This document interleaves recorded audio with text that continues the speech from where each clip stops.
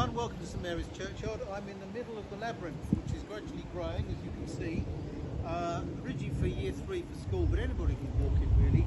And there's a sign up there, which is currently standing upright despite the strong winds, which tells you all about what you do and what it's for.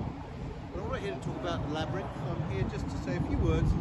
And I know it's been a couple of weeks since you've seen me because of COVID, and I've still got a bit of a line. It's Friday now, and it'll be gone by Sunday. But Revelation chapter 21. I, John, saw a new heaven and a new earth.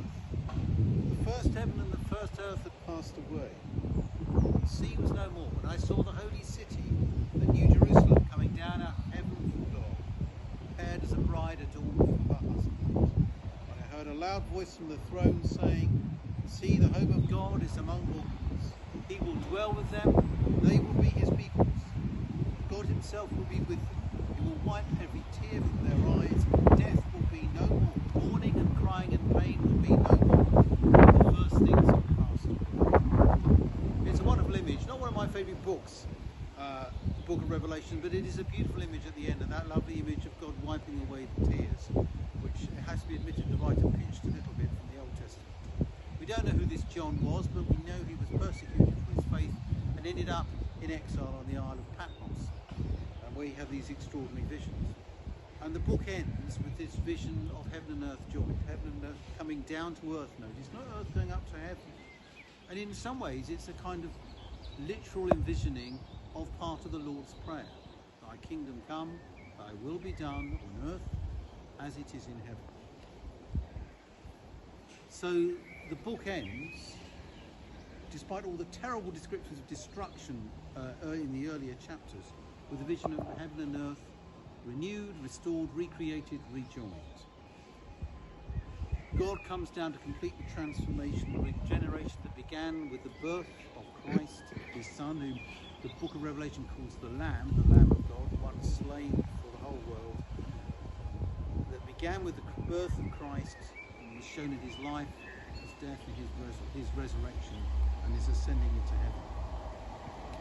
"Behold, I am making all things new," says God.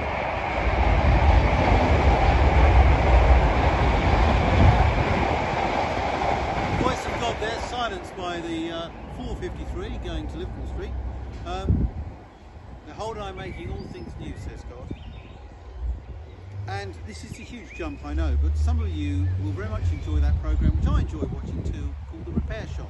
A bit of a sleeper hit really, just a simple programme about objects of real or sentimental value to people being repaired by expert restorers. But it's become a big hit, and rightly so.